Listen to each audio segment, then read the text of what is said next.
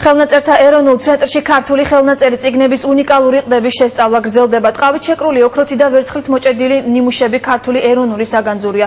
როგორ გამოიყურება ბექა და ბეშქენ ოპიზრების მიერ ოქროთი და ვერცხლით მოჭედილი წიგნები, ამას მალე ფართო საზოგადოებაც იხილავს. მანამდე კი ნახეთ უნიკალური წიგნები მარი კუბლაშვილის სიუჟეტში.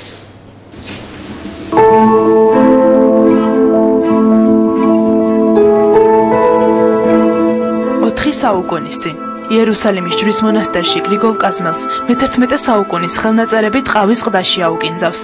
ყდის ოსტატის ანდერძიდან ვიგებთ, რომ ამ ტყავის შესაძენად ფული ვინმე მღვდელ სვიმონ შეუწირავს.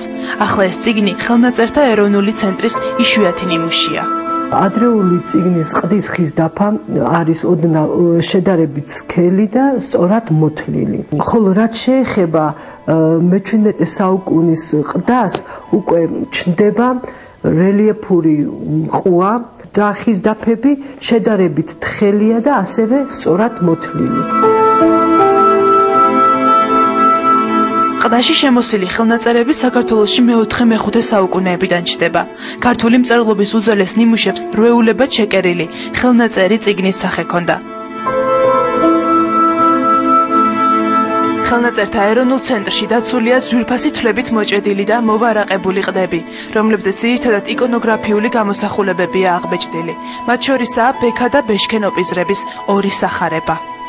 მოჭედილობის წინა მხარეს გამოისახება ჯვარცმის კომპოზიცია, ხოლო უკან ზურგის მხარეს გამოისახება ვედრების კომპოზიცია. ეს არის ის ტრადიციული თემა, რითაც იმკობოდა როგორც ქართული სახარებები, ასევე ბიზანტიური. ყდის ოსტატებს ძველად მოსწველები, კაზმელები და შემკვრელები ერქვათ. დღეს ასეთი პროფესიები აღარ არსებობს, თუმცა არსებობენ ადამიანები, რომლებიც წინაპრების ტრადიციებს მაინც აგრძელებენ.